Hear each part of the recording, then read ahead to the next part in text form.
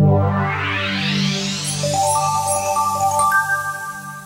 Channel को subscribe नहीं किया तो चैनल को भी सब्सक्राइब करके बेल आइकन कॉल पे प्रेस कर ले, ताकि इसी तरीके से सेशन आपको मिलती रहे। चलेगा, नेक्स्ट क्वेश्चन है आपके पास 41 नंबर, 41 नंबर क्वेश्चन है, काफी जबरदस्त क्वेश्चन है, देखेगा।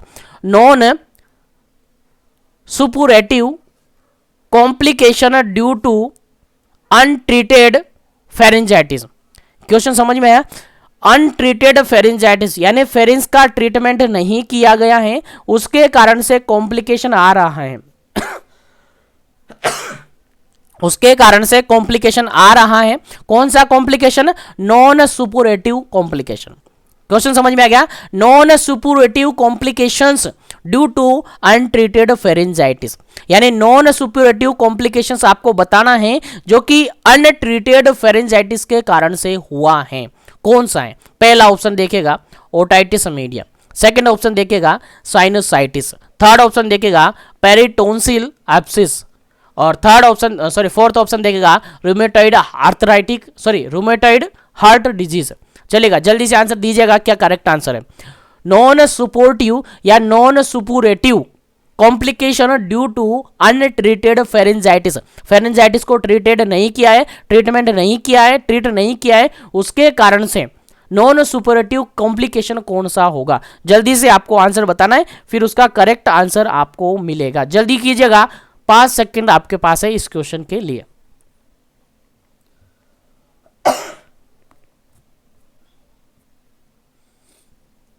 जल्दी करिए, तो जल्दी कीजिएगा, थोड़ा दिमाग लगाएगा क्या इसका सही आंसर होगा। उम्मीद करता हूं सबको समझ में आ रहा होगा, सभी को क्वेश्चन समझ में आ गया होगा क्या इसका करेक्ट आंसर है। आंसर जरूर देना है, सबको आंसर देना है, ठीक है, सबको आंसर देना है, ताकि सभी का यहां पर सेल्फ कॉन्फिडेंस बन सके और सब अपने अपने आप को खुद को सेल्फ इवेल्यूएट कर सके कि क्या इसका करेक्ट आंसर होगा। जल्दी से आंसर दीजिएगा। कॉम्प्लिकेशन के रिगार्डेड क्वेश्चन है, किसके रिगार्डेड है? कॉम्प्लिकेशन के रिगार्डेड क्वेश्चन है। क्वेश्चन यहां पर नॉन सुपुरेटिव कॉम्प्लिकेशन पूछ रहा है। कौन सा कॉम्प्लिकेशन? फेरेंजाइटिस के रिगार्डेड 2 टाइप के कॉम्प्लिकेशन देखने को मिलते हैं, सुपुरेटिव कॉम्प्लिकेशन और नॉन सुपुरेटिव कॉम्प्लिकेशन। यहां से आपके एग्जाम में क्वेश्चन बन सकता है, क्योंकि यहां से क्वेश्चन रिपीट हुआ है, ठीक है, इसीलिए याद रखेगा, यहां से क्वेश्चन आपके रिगार्डेड बन सकता है। चलेगा, इस क्वेश्चन का जो बिल्कुल राइट आंसर है that is option number D, बिल्कुल राइट आंसर है। जस्ट अ मिनट,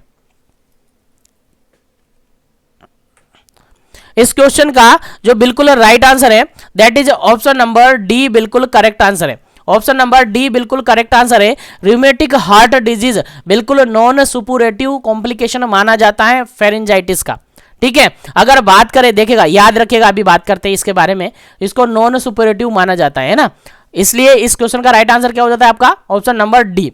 तो देखिएगा, ओटाइटिस मीडिया, साइनोसाइटिस, पेरिटोन्सिलर एब्सिस, उसके अलावा अगर अपन बात करें तो सर्वाइकल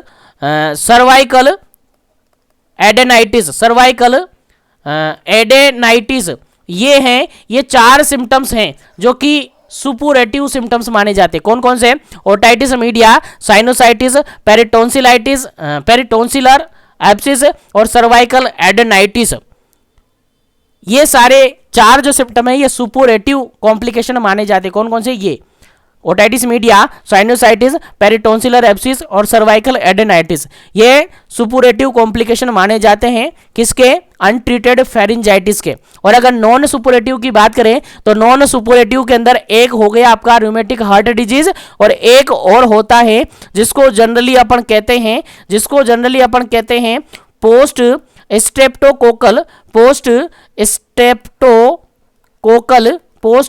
स्टेप्टोकोकल ग्लोमेरुनेफ्राइटिस, याद रखेगा, ये दोनों हैं जो कि नॉन सुपुरेटिव माने जाते हैं। 4 तो क्या हो गया? सुपुरेटिव। कौन कौन से? ओटाइटिस मीडिया, साइनोसाइटिस, पेरिटोन्सिलर एब्सिस और सर्वाइकल एडेनाइटिस, ये तो सुपुरेटिव कॉम्प्लिकेशन माने जाते हैं फेरेंजाइटिस के। और अगर नॉन सुपुरेटिव की बात करें तो रूमेटिक हार्ट डिजीज होती हैं, और दूसरा है पोस्ट स्टेप्टोकोकल ग्लोमेरुलनेफ्राइटिस, ये नॉन सुपुरेटिव कॉम्प्लिकेशन माने जाते हैं किसके? अनट्रीटेड फेरिंजाइटिस का, याद रखें फेरिंजाइटिस का ये कॉम्प्लिकेशन है, हमेशा आपको याद रखना है, भूलना नहीं है। तो इस क्वेश्चन का राइट आंसर समझ में आ गया, रोमेटिक हार्ट डिजीज होगा। क्यों? क्योंकि यहां पर नॉन सुपरेटिव पूछा था। ठीक है, चलिए आगे बढ़ते हैं नेक्स्ट क्वेश्चन पर। उम्मीद करता हूं यहां तक आपको समझ में आ गया होगा। नेक्स्ट क्वेश्चन आपके सामने है, that is 52 number, 42 number question है और काफी जबरदस्त क्वेश्चन है, समझते हैं, देखिएगा। 42 नंबर क्वेश्चन क्या कहता है, लेरिंजाइटिस इज द इन्फेक्शन ऑफ, देखिएगा कंफ्यूजन करने वाला क्वेश्चन है, सॉरी कंफ्यूजन करने वाला क्वेश्चन है, समझ में आना चाहिए। देखिएगा क्वेश्चन यहां पर यह कह रहा है कि लेरिंजाइटिस हुआ है, लेरिंजाइटिस हुआ है इज द इन्फेक्शन ऑफ, किसका इन्फेक्शन होता है? लेरिंजाइटिस। सबको पता है लेरिंजाइटिस किसका इन्फेक्शन होता है। फर्स्ट वन ऑप्शन है ट्रेकिया का, सेकंड वन ऑप्शन है लंग्स का, थर्ड वन ऑप्शन है फेरिंग्स का और फोर्थ वन ऑप्शन है वॉइस बॉक्स का। चलिएगा आंसर बताइएगा क्या इसका करेक्ट आंसर होगा। लेरिंजाइटिस किसका इन्फेक्शन होता है? जनरली किसका ऑप्शन होता है, किसका इन्फेक्शन होता है? लेरिंजाइटिस किसका इन्फेक्शन होता है जनरली? आंसर देना है, 2 सेकंड आपके पास है।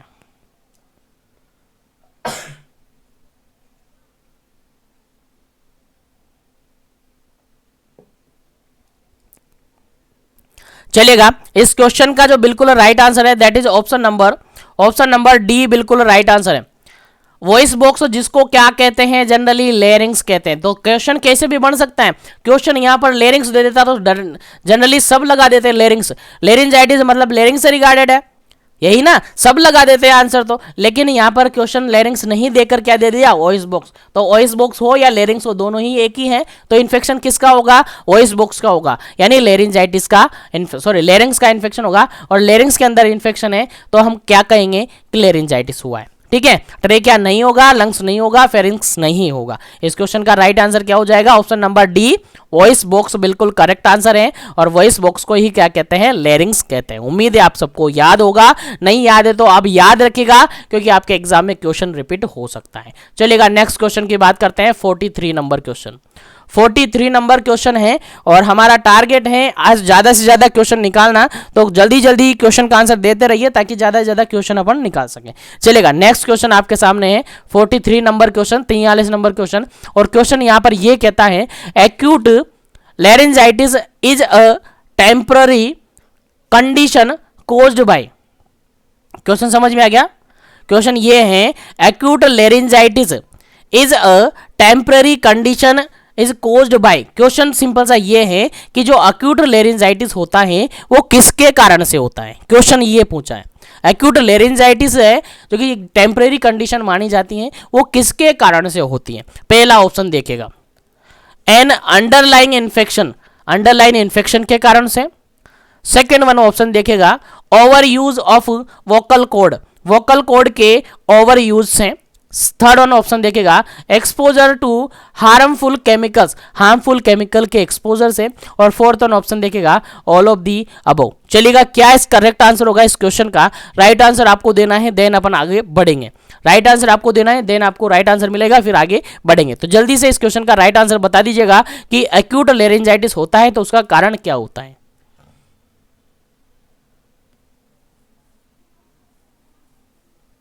चलेगा इस क्वेश्चन का बिल्कुल करेक्ट आंसर है that is first number option, second number option, third number option, यानी बिल्कुल राइट आंसर है ऑप्शन नंबर डी, बिल्कुल सही आंसर है ऑल ऑफ दी अबव। क्योंकि फर्स्ट के कारण से, अंडरलाइन इन्फेक्शन के कारण से लेरिंजाइटिस हो सकता है, वोकल कॉर्ड के ज्यादा यूज से भी लेरिंजाइटिस हो सकता है, और हार्मफुल जो केमिकल्स है उनका एक्सपोजर होने से भी लेरिंजाइटिस देखने को मिल सकता है। तो इन सभी कोजेस के कारण से लेरिंजाइटिस देखने को मिल सकता है। तो आपका आंसर बिल्कुल क्या होगा? ऑप्शन नंबर डी बिल्कुल सही आंसर होगा। याद रहे, भूलना नहीं है, काफी इंपॉर्टेंट क्वेश्चन है आपके एग्जाम पॉइंट ऑफ व्यू से।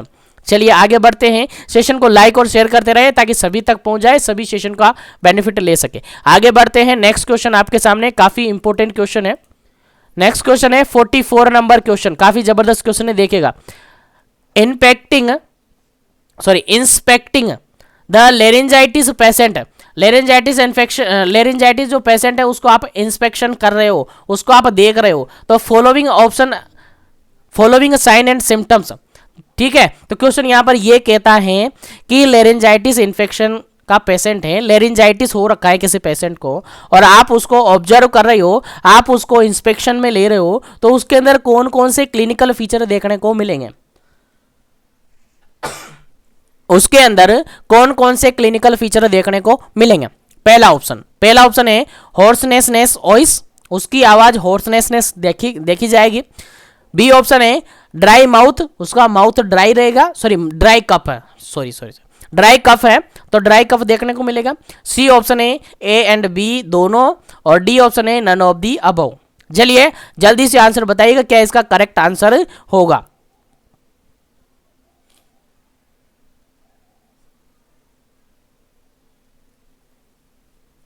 चलिए इस क्वेश्चन का बिल्कुल राइट आंसर है ऑप्शन नंबर, इस क्वेश्चन का बिल्कुल राइट आंसर है ऑप्शन नंबर सी, बिल्कुल राइट आंसर है। 44 का बिल्कुल सी राइट आंसर है, क्योंकि यहां पर हॉर्सनेस वॉइस भी देखने को मिलती है और ड्राई कफ भी देखने को मिलता है, क्योंकि लेरेंजाइटिस हुआ है और ओकल कोड यानी कि आई थिंक वॉइस बॉक्स के अंदर, आप सबको पता है वॉइस बॉक्स अपन ने कहा, तो वॉइस बॉक्स के अंदर इन्फेक्शन हुआ है तो ड्राई कफ भी देखने को मिलेगा और वॉइस भी चेंज देखने को मिलेगी। तो दोनों ऑप्शन है, इसलिए इस क्वेश्चन का राइट आंसर है सी, ए एंड बी। ठीक है, याद रखेगा, भूलना नहीं है। चलिए आगे बढ़ते हैं, नेक्स्ट क्वेश्चन पर। नेक्स्ट क्वेश्चन है आपका 44 नंबर क्वेश्चन, 45 नंबर क्वेश्चन, और क्वेश्चन काफी सिंपल और इजी क्वेश्चन है, आपको समझ में आना चाहिए। चलिए क्वेश्चन है 45 नंबर क्वेश्चन, 45 नंबर क्वेश्चन, और काफी जबरदस्त और सिंपल सा क्वेश्चन है, आपको समझ में आना चाहिए। चलिए क्वेश्चन यहां पर ये कहता है टोंसिलाइटिस इज, जो टोंसिलाइटिस होता है वो क्या होता है, किसका इन्फेक्शन होता है? क्वेश्चन समझ में आ गया? चलेगा आंसर देखते हैं। पहला ऑप्शन यहां पर ये है इन्फ्लामेशन ऑफ साइनस, साइनस के अंदर इन्फ्लामेशन होना। सेकंड ऑप्शन है इन्फ्लामेशन ऑफ टोंसिल, टोंसिल के अंदर इन्फ्लामेशन होना। थर्ड ऑप्शन है इन्फ्लामेशन ऑफ टंग, टंग के अंदर इन्फ्लामेशन होना। और डी ऑप्शन है इन्फ्लामेशन ऑफ टीथ, टीथ के अंदर इन्फ्लामेशन होना। क्या करेक्ट आंसर है इस क्वेश्चन का? डायरेक्टली इस क्वेश्चन का राइट आंसर बताइएगा, और इसके अंदर केवल 2 सेकंड आपके पास है, फिर करेक्ट आंसर आपको मिल जाएगा। जल्दी कीजिएगा क्योंकि क्वेश्चन काफी सिंपल है, एज इट इज टर्मिनोलॉजी से रिगार्डेड क्वेश्चन है।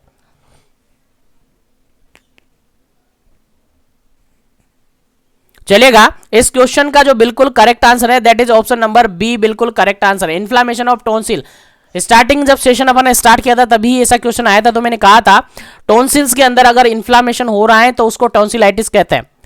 ठीक है, टोंसिल्स के अंदर इन्फ्लामेशन हो रहा है तो उसको क्या कहते हैं? टोंसिलाइटिस कहते हैं। जनरल क्वेश्चन है, आपको याद होना चाहिए। चलेगा आगे बढ़ते हैं, ये सारी टर्मिनोलॉजी है, टर्मिनोलॉजी के रिगार्डेड आपको क्वेश्चन आना चाहिए, टर्मिनोलॉजी के रिगार्डेड आप क्वेश्चन बनना चाहिए और समझ में भी आना चाहिए और याद भी रहना चाहिए। चलेगा आगे बढ़ते हैं नेक्स्ट क्वेश्चन पर। नेक्स्ट क्वेश्चन आपके सामने काफी ईजी सा क्वेश्चन है, 46 नंबर क्वेश्चन है। क्वेश्चन क्या कहता है देखिएगा, sign and symptoms of patient with acute bronchitis accept.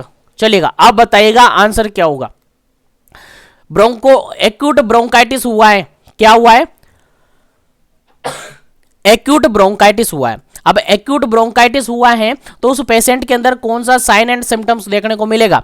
लेकिन एक ऐसा ऑप्शन है जो उसकी देखने को नहीं मिलेगा, एक ऐसा ऑप्शन है जो कि देखने को नहीं मिलेगा। एक्यूट ब्रोंकाइटिस के अंदर कौन सा ऑप्शन गलत होगा? नीचे जो फॉलोइंग ऑप्शन है जिसमें से 3 ऑप्शन सही हैं लेकिन एक ऑप्शन गलत है, वो गलत ऑप्शन आपको हटाना है। Sign and symptoms of acute bronchitis के रिगार्डेड एक ऑप्शन गलत है, वो गलत ऑप्शन आपको हटाना है। देखिएगा पहला ऑप्शन देखिएगा, चेस्ट डिस्कंफर्ट और सोरनेस।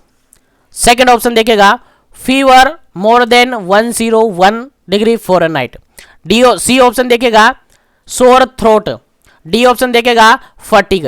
चलेगा, 4 ऑप्शन मैंने रिपीट कर दिए, क्वेश्चन आपको समझ में आ गए और ऑप्शन भी आपको समझ में आ गए होंगे, तो आंसर आपको देना है फटाफट से, क्या इसका करेक्ट आंसर होगा। पहला ऑप्शन है चेस्ट डिस्कंफर्ट और सोरनेस। सेकंड ऑप्शन है fever more than 101 degree Fahrenheit और सोर थ्रोट और फटीग। क्या करेक्ट आंसर होगा इस क्वेश्चन का? राइट आंसर आपको देना है, देन आफ्टर इसका सही आंसर आपको मिलेगा। जल्दी से आंसर बताइएगा, एक्सेप्ट करके निकालना है आपको एक्यूट ब्रोंकाइटिस के अंदर से। एक्यूट ब्रोंकाइटिस का कौन सा फीचर नहीं होता है, कौन सा साइन सिम्टम्स नहीं होता है, जल्दी से आपको आंसर बताना है क्या इसका करेक्ट आंसर होगा। चलिएगा, इस क्वेश्चन का जो बिल्कुल करेक्ट आंसर है that is option number B, बिल्कुल करेक्ट आंसर है। देखिएगा यहां पर देखिए, पहला ऑप्शन देखिए आप, चेस्ट डिस्कम्फर्ट और सोरनेस बिल्कुल होता है। सी ऑप्शन देखिएगा, सोर थ्रोट ये भी बिल्कुल होता है। फटिग भी होता है एक्यूट ब्रोंकाइटिस के अंदर। और आप कहेंगे कि सर फीवर भी होगा, इन्फेक्शन है तो फीवर भी होगा। हाँ फीवर होगा, लेकिन ऑप्शन में ब्रैकेट में लिखा हुआ है मोर देन 101 डिग्री फ़ारेनहाइट। लेकिन एक्यूट ब्रोंकाइटिस की कंडीशन के अंदर जो फीवर देखने को मिलता है वो लेस देन 101 डिग्री फ़ारेनहाइट, यानी 101 डिग्री फ़ारेनहाइट से कम टेम्परेचर पर फीवर देखने को मिलता है। इतना ज्यादा फीवर यहां पर देखने को नहीं मिलता है, इसलिए ये ऑप्शन है गलत है। इसलिए आपका राइट आंसर हो जाता है ऑप्शन नंबर बी। क्या राइट आंसर हो जाता है? ऑप्शन नंबर बी आपका करेक्ट आंसर हो जाता है। उम्मीद करता हूं समझ में आ रहे होंगे सारे क्वेश्चन। तो आगे बढ़ते हैं इसी के साथ नेक्स्ट क्वेश्चन पर। लेकिन क्वेश्चन को लाइक और शेयर करते रहिए, सेशन को लाइक और शेयर करते रहिए ताकि सभी तक सेशन पहुंचे, सभी क्वेश्चन को देख पाए। चलेगा, नेक्स्ट क्वेश्चन आपके सामने, नेक्स्ट क्वेश्चन आपके सामने है। और नेक्स्ट क्वेश्चन क्या कहता है देखिएगा, क्वेश्चन नंबर आपका 47 नंबर क्वेश्चन है। क्वेश्चन नंबर है आपका 46, साइन एंड सिम्टम ऑफ कौन सा? हाँ, sign and symptom of acute bronchitis. चलिए, साइन एंड सिम्टम के बाद आपका नेक्स्ट क्वेश्चन है, नेक्स्ट क्वेश्चन है 47 नंबर क्वेश्चन। काफी जबरदस्त और सिंपल सा क्वेश्चन है 47 number question. Prevention of acute bronchitis, acute bronchitis का प्रिवेंशन है। क्वेश्चन काफी इजी है कि एक्यूट ब्रोंकाइटिस होने से अपन बचा सकते हैं, किसके थ्रू बचा सकते हैं, कौन सा ऑप्शन सही है, किस ऑप्शन के थ्रू अपन एक्यूट ब्रोंकाइटिस से प्रिवेंशन करवा सकते हैं। पहला ऑप्शन है अवॉइड स्मोकिंग, सेकेंड ऑप्शन है exposure to dust, third option है contact with person having bronchitis, और फोर्थ ऑप्शन है डी ऑप्शन है एयर पोल्यूशन। चलेगा, जल्दी से आंसर बताइएगा किस ऑप्शन के थ्रू अपन प्रिवेंट कर सकते हैं एक्यूट ब्रोंकाइटिस से, यानी एक्यूट ब्रोंकाइटिस के रिगार्डेड कौन सा प्रिवेंशन है फॉलोइंग ऑप्शन में से राइट आंसर आपको देना है।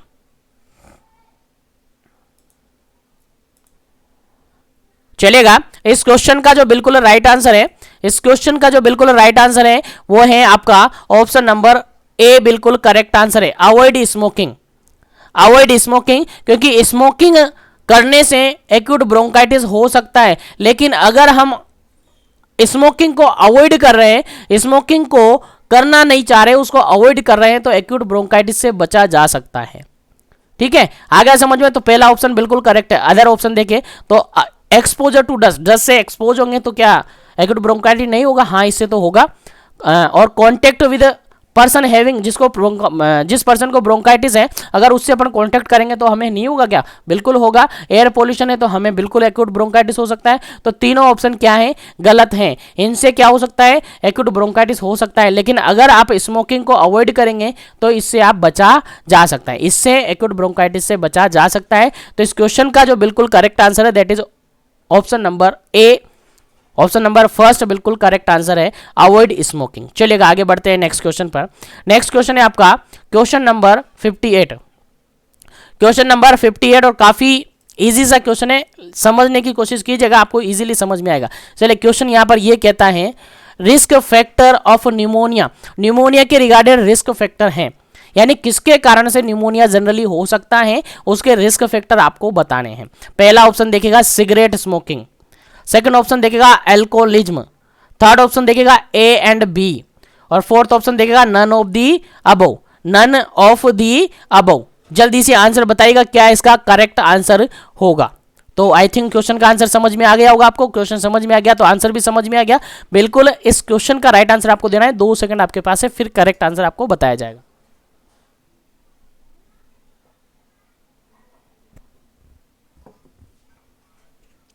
चलिएगा, इस क्वेश्चन का जो बिल्कुल राइट आंसर है that is option number C, बिल्कुल राइट आंसर है। ऑप्शन नंबर सी बिल्कुल राइट आंसर है, क्योंकि सिगरेट स्मोकिंग से भी न्यूमोनिया हो सकता है, अल्कोहलिज्म से भी न्यूमोनिया हो सकता है, ये न्यूमोनिया के रिस्क फैक्टर हैं। इसलिए ए और बी दोनों सही हैं, नन ऑफ दीज गलत है। तो सी ऑप्शन बिल्कुल सही आंसर है इस क्वेश्चन का। उम्मीद है समझ में आ गया होगा। तो आगे बढ़ते हैं नेक्स्ट क्वेश्चन पर, क्योंकि अभी क्वेश्चन काफी सारे बाकी हैं। और नेक्स्ट क्वेश्चन पर पहुंच चुके हैं 49 नंबर क्वेश्चन पर, और क्वेश्चन समझते हैं। लेकिन वीडियो को लाइक नहीं किया तो लाइक कर दीजिए, शेयर नहीं किया तो शेयर कर दीजिएगा, ताकि सभी तक क्वेश्चन पहुंच जाए, सभी क्वेश्चन को देख सके। चलेगा, नेक्स्ट क्वेश्चन है 49 नंबर क्वेश्चन, और क्वेश्चन यहाँ पर यह कहता है preventive measures for pneumonia. Pneumonia के रिगार्डेड प्रिवेंटिव फीचर कौन सा है? किस मेजर से हम निमोनिया से बच सकते हैं? कौन सा ऐसा मेजर्स हैं जिससे हम निमोनिया से बच सकते हैं? पहला ऑप्शन देखिएगा स्मोकिंग, सेकंड ऑप्शन देखिएगा सीजनल एलर्जी, थर्ड ऑप्शन देखिएगा exposure to dust and chemical, fourth option देखिएगा हेल्दी डाइट। चलिएगा, क्वेश्चन समझ में आ गया? क्वेश्चन कहता है सिंपल सा, preventive measures of pneumonia, pneumonia से बचने के लिए प्रिवेंटिव मेजर्स कौन सा काम में लेंगे? ऑप्शन आपको समझ में आ गया? जल्दी से आंसर देना है, 2 सेकंड आपके पास है, फिर आपको आंसर मिल जाएगा, जल्दी कीजिएगा लेकिन।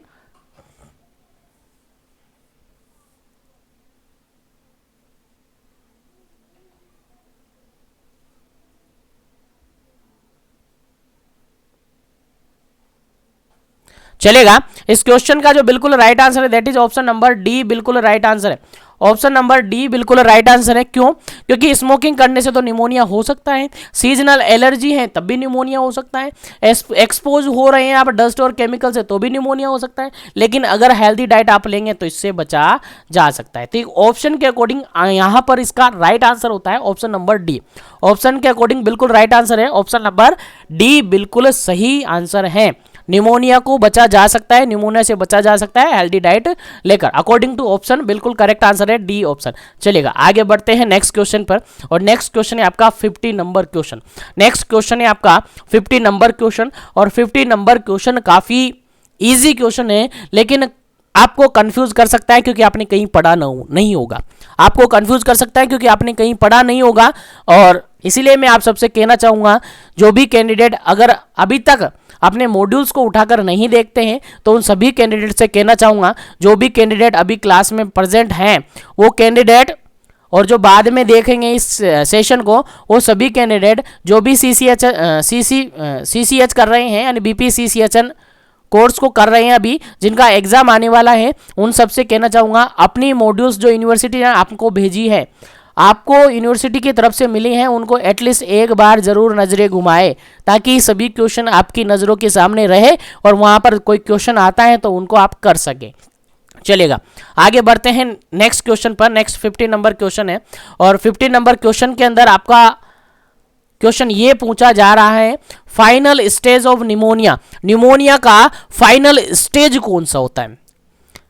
निमोनिया का फाइनल स्टेज यहां पर आपसे पूछा है, तो फाइनल स्टेज ऑफ निमोनिया आपसे पूछा है। ऑप्शन के अकॉर्डिंग आंसर आपको देना है। पहला ऑप्शन है कंजेशन, सेकंड ऑप्शन है रेड हेपेटाइजेशन, थर्ड ऑप्शन है ग्रे हेपेटाइजेशन, और फोर्थ ऑप्शन है रिजोल्यूशन। चलेगा, आंसर आपको बताना है निमोनिया के रिगार्डेड फाइनल स्टेज कौन सी है।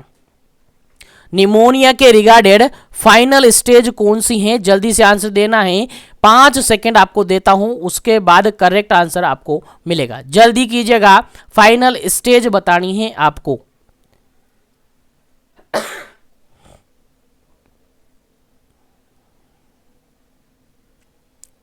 चलिए, इस क्वेश्चन का बिल्कुल राइट आंसर है ऑप्शन नंबर डी, बिल्कुल राइट आंसर है रिजोल्यूशन, जिसको फाइनल स्टेज या फोर्थ स्टेज अपन कह सकते हैं।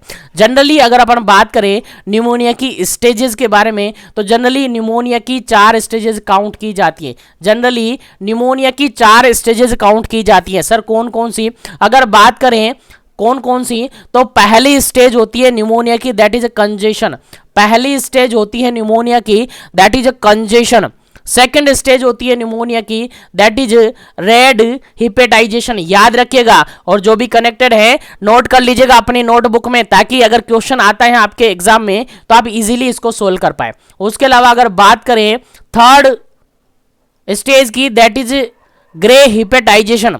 Third stage that is grey hepatization, और फोर्थ स्टेज और final stage that is resolution. तो 4 स्टेजेस होती हैं न्यूमोनिया की। स्क्रीनशॉट ले लीजिएगा फटाफट से या फिर नोट कर लीजिएगा, क्योंकि इससे रिगार्डेड कभी भी क्वेश्चन आपसे रिपीट किया जा सकता है। तो न्यूमोनिया की बेसिकली 4 स्टेजेस होती हैं, जिसके अंदर फर्स्ट स्टेज होती है that is congestion, second stage होती है that is red hepatization, third stage होती है दैट इज ग्रे हिपेटाइजेशन, और फोर्थ स्टेज और फाइनल स्टेज होती है दैट इज रिजोल्यूशन। याद रखेगा फटाफट से स्क्रीनशॉट ले लीजिएगा ताकि आपको याद रहे। चलेगा आगे बढ़ते हैं नेक्स्ट क्वेश्चन पर। उम्मीद है यहां तक के सभी क्वेश्चन आपको अच्छी तरीके से समझ में आ गए, और जैसा कि टारगेट था अपना, बिल्कुल हम अपने टारगेट तक पहुंचने वाले हैं। अभी हम 50 क्वेश्चन पर हैं। चलेगा आगे बढ़ते हैं नेक्स्ट क्वेश्चन पर। नेक्स्ट क्वेश्चन है आपका 51 नंबर क्वेश्चन, 51 नंबर क्वेश्चन है, और काफी इजी, काफी सिंपल सा क्वेश्चन है। समझना है और आंसर देना है, लेकिन सेशन को लाइक नहीं किया तो लाइक जरूर करना है ताकि आपको भी क्वेश्चन समझ में आए। चलेगा, क्वेश्चन 51 नंबर क्वेश्चन है, और 51 नंबर क्वेश्चन क्या कहता है समझते हैं। 51 नंबर क्वेश्चन ये कहता है clinical feature of bronchial asthma. Bronchial asthma का क्लिनिकल फीचर कौन सा है? ब्रोंकियल अस्थमा का क्लिनिकल फीचर कौन सा है? चलेगा, क्वेश्चन समझ में आ गया। पहला ऑप्शन यहां पर है वीजिंग, सेकंड ऑप्शन है कफिंग, थर्ड ऑप्शन है डिफिकल्टी इन ब्रीथिंग, और फोर्थ ऑप्शन है ऑल ऑफ दी अबव। चलेगा, जल्दी से इस क्वेश्चन का राइट आंसर बताइएगा, फिर इस क्वेश्चन का राइट आंसर आपको बताया जाएगा। जल्दी कीजिएगा, इस क्वेश्चन का राइट आंसर आपको बताना है। ब्रोंकियल अस्थमा का क्लिनिकल फीचर कौन सा होता है? चलिए, इस क्वेश्चन का जो बिल्कुल करेक्ट आंसर है that is option number D बिल्कुल करेक्ट आंसर है। ऑप्शन नंबर डी बिल्कुल करेक्ट आंसर है, क्योंकि ब्रोंकियल अस्थमा की बात की जाती है तो वहां पर वीजिंग भी होता है, वहां पर कफिंग भी होती है, और ब्रीथिंग के अंदर भी डिफिकल्टी होती है, इसीलिए डी ऑप्शन बिल्कुल करेक्ट आंसर है। ऑल ऑफ दी अबव बिल्कुल सही आंसर है इस क्वेश्चन का। उम्मीद करता हूं क्वेश्चन समझ में आ गया है। तो इसी के साथ में क्वेश्चन को आगे बढ़ाता हूं और नेक्स्ट क्वेश्चन डिस्कस करते हैं। That is a 52 number question, 52 number question, और काफी जबरदस्त क्वेश्चन है। देखिएगा, काफी जबरदस्त क्वेश्चन है। क्वेश्चन ये कहता है bronchial asthma triggers, bronchial asthma कौन करवाता है? क्वेश्चन यहां पर ये है, यानी ब्रोंकियल अस्थमा किसके कारण होता है, क्वेश्चन ये पूछा है। क्वेश्चन समझ में आ गया? चलेगा, ऑप्शन पढ़ते हैं फिर आंसर देते हैं। पहला ऑप्शन देखिएगा यहां पर, smoking and second hand smoke. Second option है, बी ऑप्शन है हेल्दी डाइट, और सी ऑप्शन है यहां पर infection such as cold, flu और न्यूमोनिया, और डी ऑप्शन है यहां पर ए एंड सी। चलेगा, अब आपको आंसर देना है। क्वेश्चन समझ में आ गया कि ब्रोंकियल अस्थमा किसके कारण से होता है, ट्रिगर्स पूछा है तो किसके कारण से होता है। फटाफट से आंसर दे दीजिएगा, 2 सेकंड आपके पास है, फिर करेक्ट आंसर आपको बताया जाएगा। जल्दी कीजिएगा।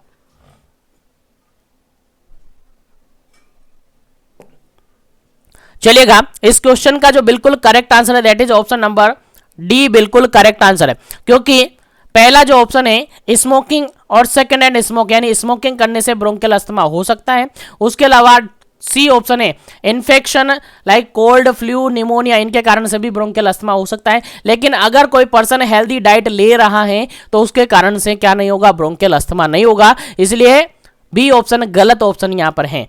ठीक है, तो ए और सी आपका करेक्ट आंसर है, यानी डी ऑप्शन बिल्कुल सही आंसर है। कौन सा आंसर है? डी ऑप्शन है, जिसके अंदर ए और बी सही आंसर है। उम्मीद करता हूं समझ में आ गया होगा क्वेश्चन। तो आगे बढ़ते हैं नेक्स्ट क्वेश्चन पर। उम्मीद करता हूं यहां तक जो भी क्वेश्चन अपन ने डिस्कस किए आपको समझ में आ गए। तो लाइक और शेयर करते रहिए, और मिशन एजुकेशन ऐप डाउनलोड नहीं किया तो कर लीजिएगा, ताकि वहां से आपको जो टेस्ट सीरीज है वो अवेलेबल हो सके और टेस्ट सीरीज का बेनिफिट आप ले सके। चलेगा, नेक्स्ट क्वेश्चन आपके सामने 53 नंबर क्वेश्चन, 53 नंबर क्वेश्चन। और 53 नंबर क्वेश्चन में क्या कहता है देखिएगा, समझिएगा। A bad sign of asthma, asthma का बैड साइन कौन सा है, बुरा साइन कौन सा है? बैड साइन मतलब बुरा साइन कौन सा है? अस्थमा के अंदर कौन सा ऐसा क्लिनिकल फीचर देखने को मिलता है जिसको बैड साइन माना जाता है अस्थमा के अंदर? कौन से साइन को बैड साइन कहा जाता है? जल्दी से आंसर देना है। पहला ऑप्शन आपके सामने है टाइटनेस ऑफ चेस्ट, चेस्ट का टाइटनेस होना। सेकंड ऑप्शन है shortness of breath, shortness of breath, breath के अंदर शॉर्टनेस आना। थर्ड ऑप्शन है साइनोसिस होना, और फोर्थ ऑप्शन है कफ होना। जल्दी से आंसर बता देना है क्या इसका करेक्ट आंसर है। Tightness of chest, shortness of breathe, cyanosis और कफ, किस साइन को बैड साइन ऑफ अस्थमा कहा जाता है? जल्दी से आंसर बताइएगा क्या इसका करेक्ट आंसर है। देन आफ्टर सही आंसर बताया जाएगा और फिर आगे बढ़ा जाएगा।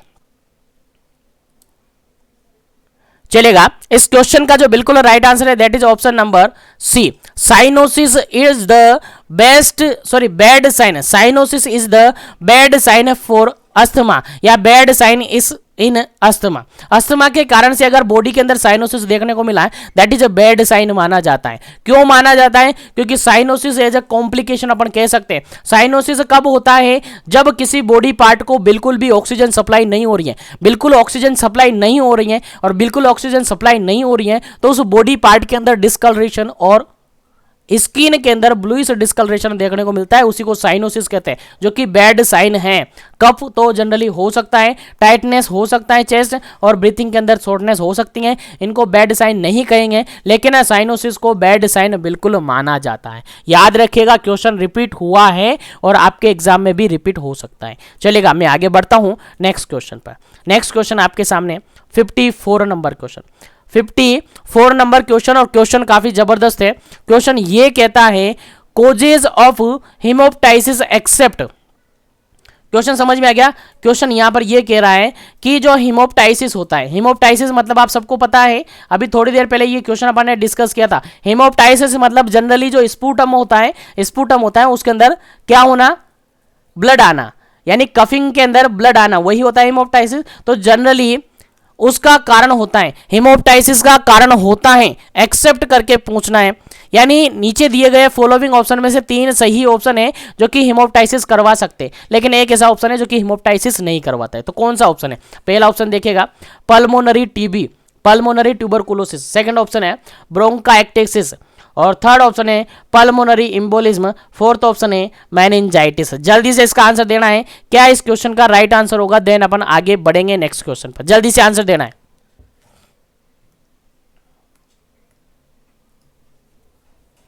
चलेगा, इस क्वेश्चन का जो बिल्कुल राइट आंसर है that is option number D, बिल्कुल राइट आंसर है। मेनिंजाइटिस के कारण से हिमोप्टाइसिस नहीं हो पाता है, ठीक है। पल्मोनरी टीबी के कारण हो सकता है, ब्रोंकाइटिस के कारण से हो सकता है और पल्मोनरी एम्बोलिज्म के कारण से हिमोप्टाइसिस देखने को मिलता है, लेकिन जनरली मेनिंजाइटिस के कारण से हिमोप्टाइसिस देखने को नहीं मिलता है। तो एक गलत ऑप्शन है और हमें एक्सेप्ट ही निकालना था, उसी के अकॉर्डिंग इसका राइट आंसर हो जाता है option number D. Option number D that is a meningitis इस क्वेश्चन का राइट आंसर हो जाता है। चलेगा, क्वेश्चन समझ में आ रहे होंगे। और जो भी चैनल पर पहली बार विजिट कर रहा है, चैनल को अभी तक सब्सक्राइब नहीं किया है तो चैनल को सब्सक्राइब करके बेल आइकन कॉल पे प्रेस कर लीजिएगा, ताकि इसी तरीके से कंटिन्यू सेशन उनको मिलता रहे, ठीक है, और इसी तरीके से बेनिफिट वो लेते रहे। चलिए आगे बढ़ते हैं नेक्स्ट स्टेज पर, नेक्स्ट क्वेश्चन पर। नेक्स्ट क्वेश्चन है आपका 55 नंबर 55 नंबर क्वेश्चन है। क्वेश्चन काफी जबरदस्त है, देखेगा। The chest pain which of as can an urgent signal of life threatening condition of heart disease leading to shortness of breath. Question ये कहता है कि कौन सी ऐसी एज है जहां पर अर्जेंट सिग्नल मिलता है लाइफ थ्रेटनिंग कंडीशन का, लाइक कौन सी कंडीशन से रिगार्डेड? हार्ट डिजीज से रिगार्डेड, जो कि लीडिंग करती हैं शॉर्टनेस ऑफ ब्रीथ पर, लीडिंग कर सकती है शॉर्टनेस ऑफ ब्रीथ पर। यानी कि जनरली क्वेश्चन यहां पर यह कहा जा रहा है कि लाइफ थ्रेटनिंग कंडीशन के रिगार्डेड अर्जेंट सिग्नल मिलता है कौन सी एज के अंदर, और वो भी हार्ट से रिगार्डेड डिजीज के कारण से शॉर्टनेस ऑफ ब्रीथ देखने को मिले। क्वेश्चन समझ में आ गया? ऑप्शन पढ़ते। पहला ऑप्शन यहां पर ये है अबाउ 10 ईयर, सेकंड ऑप्शन है अबाउ 19 ईयर, थर्ड ऑप्शन है अबाउ 35 ईयर, सॉरी 25 ईयर, और डी ऑप्शन है अबाउट 35 ईयर। चलेगा, सबसे पहला तो काम आपका ये है कि कौन सी एज के अंदर हार्ट से रिगार्डेड प्रॉब्लम ज्यादा देखने को मिलती है। अगर इसको फाइंड आउट कर पाए तो इस क्वेश्चन का राइट आंसर आपके पास हो जाएगा, क्योंकि हार्ट के रिगार्डेड अगर प्रॉब्लम हुई है तो अर्जेंटली सिग्नल हमें मिलेगा लाइफ थ्रेटनिंग कंडीशन का, जिसके कारण से शॉर्टनेस ऑफ ब्रीथ देखने को मिल सकती है। तो वो ईयर, वो एज हमें बतानी है। चलेगा, इस क्वेश्चन का राइट आंसर है ऑप्शन नंबर डी, बिल्कुल राइट आंसर है 35 ईयर्स से ज्यादा। यानी जितनी एज एडवांस होगी, जितनी एज एडवांस होगी उतना ही रिस्क रहता है हार्ट से रिगार्डेड प्रॉब्लम होने का, लाइफ थ्रेटनिंग सिग्नल मिलने का, अर्जेंट सिग्नल मिलने का।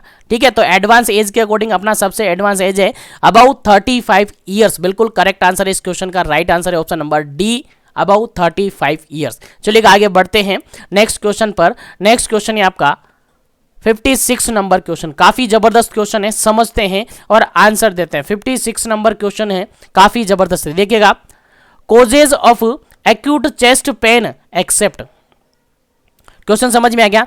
क्वेश्चन यहां पर यह कहता है कि जो चेस्ट पेन देखने को मिलता है, जो चेस्ट पेन होता है, एक्यूट चेस्ट पेन जो होता है उसका कारण हो सकता है, लेकिन एक को एक्सेप्ट करना है, एक को एक्सेप्ट करना है, यानी एक ऐसा ऑप्शन है जो कि गलत है जिसके कारण से चेस्ट पेन देखने को नहीं मिल सकता है, एक्यूट चेस्ट पेन देखने को नहीं मिल सकता है, लेकिन फॉलोइंग के अंदर मिलेगा। चलेगा, पहला ऑप्शन देखिएगा, एक एक्सेप्ट गलत निकालना है आपने। पहला ऑप्शन है न्यूमोनिया, सेकंड ऑप्शन है ब्रोंकाइटिस, थर्ड ऑप्शन है अपेंडिसाइटिस, फोर्थ ऑप्शन है पल्मोनरी एम्बोलिज्म। चलिएगा, आंसर बताइएगा क्या इसका करेक्ट आंसर होगा, किसके कारण से एक्यूट चेस्ट पेन देखने को नहीं मिलता है। एक्सेप्ट हमें निकालना है, क्या निकालना है? एक्सेप्ट हमें निकालना है। जल्दी कीजिएगा क्योंकि अभी भी हमें हमारे क्वेश्चंस बाकी हैं और टाइम ज़्यादा बढ़ता जा रहा है, बढ़ता जा रहा है, लेकिन क्वेश्चन अभी बाकी रहते जा रहे हैं, इसलिए जल्दी कीजिएगा। चलेगा, इस क्वेश्चन का राइट आंसर है ऑप्शन नंबर सी, बिल्कुल राइट आंसर है, क्योंकि एक्यूट चेस्ट पेन निमोनिया के कारण हो सकता है, ब्रोंकाइटिस के कारण से हो सकता है, पल्मोनरी एम्बोलिज्म के कारण हो सकता है, लेकिन अपेंडिसाइटिस के कारण नहीं होता है। तो इस क्वेश्चन का गलत ऑप्शन क्या है? अपेंडिसाइटिस। और सही आंसर क्या है? ऑप्शन नंबर सी, अपेंडिसाइटिस बिल्कुल सही आंसर है। अपेंडिसाइटिस ही बिल्कुल सही आंसर है, क्योंकि हमें क्या करना है? एक्सेप्ट निकालना था। बिल्कुल राइट आंसर हो जाता है इसका ऑप्शन नंबर सी, अपेंडिसाइटिस। चलेगा, यहां तक आपको सारे क्वेश्चन समझ में आ गए होंगे, तो आगे बढ़ते हैं नेक्स्ट क्वेश्चन पर। आगे बढ़ते हैं नेक्स्ट क्वेश्चन पर, और नेक्स्ट क्वेश्चन आपके सामने काफी जबरदस्त क्वेश्चन है, काफी सिंपल सा क्वेश्चन है। देखिएगा, क्वेश्चन नंबर 57 नंबर क्वेश्चन है, और क्वेश्चन कहता है two main form of COPD. COPD की दो मेन फॉर्म कौन सी है? यानी सीओपीडी जानते हो, chronic obstructive pulmonary disease, full form आपको याद होगी। इस सीओपीडी के अंदर कौन सी दो कंडीशन शामिल होती हैं? क्वेश्चन ये बताया जा रहा है। ठीक है, पहला ऑप्शन देखिएगा, asthma and chronic bronchitis, asthma and chronic bronchitis. Second option है asthma and emphysema. Third option है chronic bronchitis and emphysema, chronic bronchitis and emphysema. और फोर्थ ऑप्शन है क्रोनिक ब्रोंकाइटिस एंड एटेलेक्टेसिस। चलिएगा, आंसर बताइएगा क्या correct answer इसका होगा। COPD के अंदर कौन सी दो कंडीशन शामिल होती हैं? ऑप्शन मैंने रिपीट कर दिया, जल्दी से अपना आंसर दे दीजिएगा ताकि अपन आगे बढ़े, क्योंकि अभी क्वेश्चन बाकी है। चलेगा, इस क्वेश्चन का राइट आंसर है ऑप्शन नंबर थर्ड, बिल्कुल राइट आंसर है। क्रोनिक ब्रोंकाइटिस एंड इम्फाइसीमा, ये दोनों कंडीशन, पहली condition chronic bronchitis, second condition emphysema, दोनों ही सीओपीडी के अंदर शामिल की जाती है, दोनों ही मेन कंडीशन मानी जाती है। याद रखिएगा, भूलना नहीं है, इंपॉर्टेंट क्वेश्चन है, आपके एग्जाम में रिपीट हो सकता है, इसलिए याद रखना है। चलिएगा, आगे बढ़ते हैं नेक्स्ट क्वेश्चन पर, लेकिन अगर अभी तक चैनल को सब्सक्राइब नहीं किया है तो चैनल को सब्सक्राइब करके बेल आइकन कॉल पर प्रेस कर लीजिएगा, ताकि इसी तरीके से सेशन आपको मिलता रहे। और अगर अभी तक वीडियो को, सेशन को लाइक शेयर नहीं किया तो लाइक शेयर जरूर कीजिएगा, ताकि सभी सेशन को देख पाए इजीली। चलेगा, नेक्स्ट क्वेश्चन आपके सामने है। नेक्स्ट क्वेश्चन आपके सामने है क्वेश्चन नंबर 58। क्वेश्चन नंबर 58 क्या कहता है? क्वेश्चन नंबर 58 कहता है which of the following is the earliest sign of poor respiratory function. Question समझ में आया? क्वेश्चन ये कहता है which of the following is the earlier sign of poor respiratory function. लेकिन यहां पर क्वेश्चन ये कहता है कि अगर रेस्पिरेटरी सिस्टम के रिगार्डेड कोई भी कंडीशन ऐसी हो गई है जिसके कारण से आपका रेस्पिरेटरी सिस्टम पुअर हो गया है, आपका रेस्पिरेटरी सिस्टम क्या हो गया है? पुअर हो गया है। अब पुअर हो गया है तो उसके अर्ली साइन कौन सा होगा? अर्ली साइन कौन सा होगा? आपका रेस्पिरेटरी सिस्टम पुअर हो गया है, पुअर हो गया मतलब कमजोर हो गया है, तो उसके अंदर अर्ली साइन कौन सा देखने को मिलेगा? क्वेश्चन समझ में आ गया? ऑप्शन देखते हैं। पहला ऑप्शन है फैट थ्रेड पल्स, फैट नहीं sorry fast 3D pulse, fast 3D pulse, second option है रेस्टलेसनेस, थर्ड ऑप्शन है साइनोसिस, फोर्थ ऑप्शन है फैंटनेस। चलिएगा आंसर बताइएगा क्या करेक्ट आंसर होगा इस क्वेश्चन का, जल्दी से आंसर बताइएगा ताकि आगे बढ़े अपन नेक्स्ट क्वेश्चन पर, जल्दी कीजिएगा। पुअर रेस्पिरेटरी सिस्टम हो गया है आपका, तो उसका अर्ली साइन क्या देखने को मिलेगा, उसमें अर्ली साइन क्या देखने को मिलेगा। चलिएगा क्वेश्चन यहां पर समझ में आ गया। इस क्वेश्चन का जो बिल्कुल राइट आंसर है that is option number B, बिल्कुल राइट आंसर होगा, क्योंकि जैसे ही रेस्पिरेटरी पुअर होता है, आपका रेस्पिरेटरी सिस्टम पुअर होता है, रेस्पिरेटरी से रिगार्डेड प्रॉब्लम आती है, सबसे पहले आपको रेस्टलेसनेस देखने को मिलेगी। क्यों? क्योंकि सबसे पहले आपको ब्रीथिंग डिफिकल्टी होगी, जैसे ही ब्रीथिंग डिफिकल्टी होगी तो आपको रेस्टलेस देखने को मिलेगी। साइनोसिस तो बहुत लेट देखने को मिलती है, फेंटिंग भी लेट देखने को मिलती है, और फास्ट 3D जो पल्स है वो भी लेट देखने को मिलती है। अर्ली साइन की बात करें तो रेस्टलेसनेस बिल्कुल करेक्ट आंसर होता है। चलिएगा आगे बढ़ते हैं नेक्स्ट क्वेश्चन पर, और उम्मीद करते हैं क्वेश्चन समझ में आ रहे होंगे, तो लाइक शेयर करते रहिए। चलिएगा नेक्स्ट क्वेश्चन है 59 नंबर क्वेश्चन, 59 नंबर क्वेश्चन, और अपन अपने टारगेट पर पहुंचने वाले हैं, तो लाइक शेयर जरूर करते रहिए। चलिएगा नेक्स्ट क्वेश्चन है protrusion of mucus membrane of nose and paranasal sinus is known as. Question यहां पर यह है कि आपकी नोज की म्यूकस मेम्ब्रेन है उसका प्रोट्रूजन हो गया है, आपकी जो पेरानेजल साइनसेस है उसका प्रोट्रूजन हो गया है। प्रोट्रूजन मतलब बाहर की तरफ प्रोट्रूड होना, ठीक है, यही होता है प्रोट्रूजन। तो म्यूकस मेम्ब्रेन और आपकी पेरानेजल साइनसेस का प्रोट्रूजन हो गया है, तो उस कंडीशन को अपन क्या कहेंगे। क्वेश्चन समझ में आ गया। चलिए ऑप्शन पढ़ते हैं। पहला ऑप्शन है नेजल पोलिप कहेंगे, सेकंड ऑप्शन है नेजल प्रोलिफरेशन कहेंगे, थर्ड ऑप्शन है कोराइजा कहेंगे, फोर्थ ऑप्शन है म्यूकस हाइपरट्रोफी कहेंगे। क्या कहेंगे, जल्दी से आपको आंसर देना है इस क्वेश्चन का कि हम क्या कहेंगे ऐसी कंडीशन को जिसके अंदर म्यूकस मेम्ब्रेन ऑफ नोज की म्यूकस मेम्ब्रेन का प्रोट्रूजन हुआ है, पेरासाइनसिस का प्रोट्रूजन हुआ है, तो ऐसी कंडीशन को अपन क्या कहेंगे। 2 सेकंड आपको देता हूं, उसके बाद करेक्ट आंसर आपको देना है, देन अपन आगे बढ़ेंगे।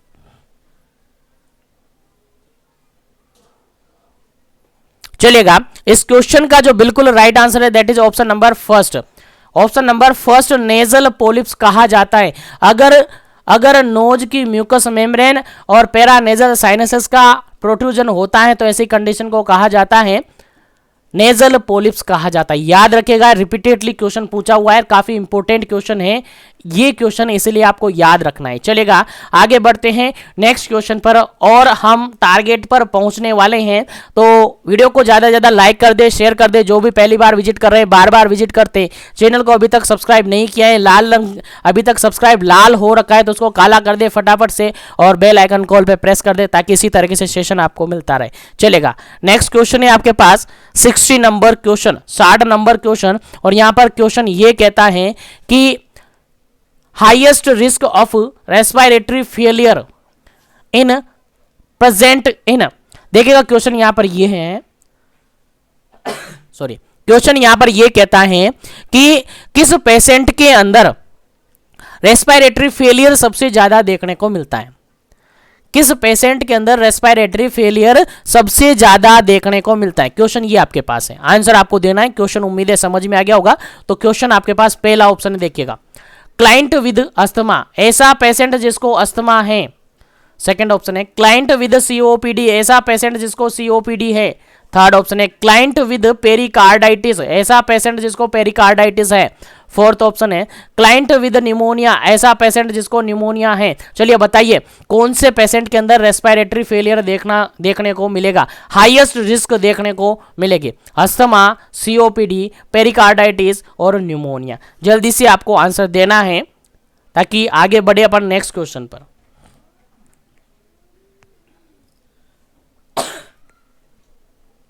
चलिएगा, इस क्वेश्चन का जो बिल्कुल राइट आंसर है ऑप्शन नंबर फर्स्ट बिल्कुल राइट आंसर है। अस्थमा का जो पेशेंट होता है उसके अंदर रेस्पिरेटरी फेलियर होने के चांसेस सबसे ज्यादा होते हैं, क्योंकि अस्थमा के अंदर एपिसोड आते हैं। अस्थमा के अंदर क्या होता है, अस्थमेटिक जो होते हैं एपिसोड आते हैं जिसके अंदर उनको इनहेलर वगैरह की जरूरत पड़ती है। तो जैसे ही कोई स्टिमुलाई आता है उनको अस्थमेटिक क्या होता है, एपिसोड होता है। तो ऐसी कंडीशन में जो रेस्पिरेटरी फेलियर है वो देखने को मिल सकता है। तो सबसे ज्यादा जो रिस्क होती है फॉलोइंग ऑप्शन के अकॉर्डिंग अपन देखें तो बिल्कुल अस्थमा के अंदर सबसे ज्यादा रिस्क होती है रेस्पिरेटरी फेलियर होने के। तो उम्मीद करता हूं यहां तक के सभी क्वेश्चन आपको समझ में आए होंगे। तो सेशन को लाइक और शेयर करें, चैनल पर पहली बार विजिट करें तो चैनल को सब्सक्राइब करके बेल आइकन कॉल पे प्रेस करें। चलिए आगे बढ़ते हैं नेक्स्ट क्वेश्चन पर। और नेक्स्ट क्वेश्चन है आपके सामने, क्वेश्चन ये है chronic asthma leads to, chronic asthma अगर हो रखा है किसी पेशेंट को क्रोनिक अस्थमा है तो वो क्या कॉम्प्लिकेट हो सकता है, यानी क्या कोज कर सकता है आगे जाकर। ऑप्शन नंबर पहला है एटेलेक्टेसिस, सेकंड नंबर ऑप्शन है एम्फाइसीमा, थर्ड वन ऑप्शन है सीओपीडी, फोर्थ वन ऑप्शन है न्यूमोनिया। तो ये क्वेश्चन आपका 61 नंबर का क्वेश्चन क्या करना है, आपको जवाब करना है। और इस सेशन को यहीं पर अपन एंड करते हैं, क्योंकि क्वेश्चन और आपका सेशन काफी बड़ा हो चुका है। और आज के सेशन के अंदर अप्रोक्सीमेटली जो भी क्वेश्चन अपन ने डिस्कस किए, उम्मीद है सभी क्वेश्चन आपको समझ आए होंगे, उम्मीद है सभी क्वेश्चन आपके माइंड में सेट हुए होंगे, और उम्मीद है सभी क्वेश्चन आपको अच्छे लगे होंगे। तो नेक्स्ट सेशन के अंदर हम फिर से आएंगे और फिर से लगातार और कंटिन्यूअसली इसी तरीके से क्वेश्चन सोल्व आउट करेंगे। और इस क्वेश्चन का आंसर आपको देना है। इस क्वेश्चन का आंसर मैं नेक्स्ट